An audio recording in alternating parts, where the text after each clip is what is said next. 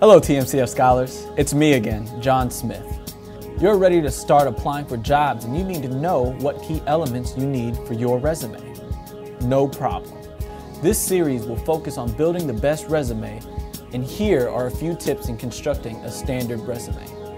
First, your resume language should be specific rather than general. You should speak to specific skills and work experience from the classroom or an internship. It should be active rather than passive. Be direct in what you want to be conveyed. Clear. Write to express, not impress. Always be honest when constructing your resume. Even if you don't have much work experience, you can speak to what you are looking to gain from the internship or job you are seeking. Are you keeping up?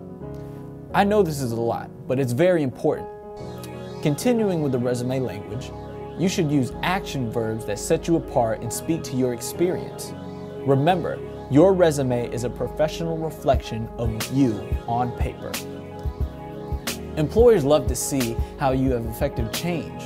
It's okay to speak of what value you have added, especially if you can attach numbers and percentages. So make sure it's fact-based. Quantify and qualify. Finally, it should be written for people to scan quickly. Most employers only scan your GPA, your work experience, and skills, and they can do this in a matter of 6 seconds or less. Therefore, your action words and fact-based information means a lot. Now that you have the language in order, let's discuss your resume format. First, be consistent in the format and content. Next, make it easy to read and follow. Use spacing, underlining, italics, bold, capitalization, appropriately and for emphasis. Use proper headings such as education and experience, and with headings, list information in reverse chronological order. The most recent should be first. Triple check all spelling and grammar. Employers will stop reading your resume at the first sign of spelling and grammatical errors. Finally, save your resume as a PDF document to ensure that your formatting is not changed during electronic transmission. These two areas, language and format, will assist you tremendously in creating the perfect resume. But here are some additional tips on things you should definitely avoid on your resume. Do not use personal pronouns such as I. Never abbreviate. Never use a narrative style. Do not number or letter categories. The use of slang or colloquialisms is unacceptable. Do not include pictures and or graphics. Never include your age or sex, and list references on a separate sheet of paper and never on the resume.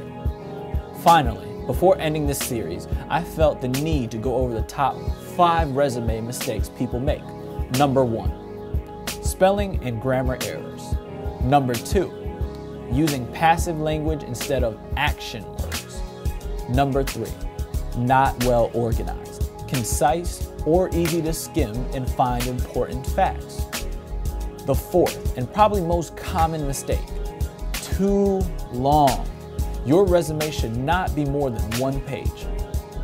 Finally, number 5, missing contact information. An employer can't reach you if you don't include all your current contact information. Okay, TMCF scholars, I hope that this was helpful and you were taking notes. If not, you can also visit the TMCF Career Center at www.thurgoodmarshallcollegefund.org for a resume template to help you get started.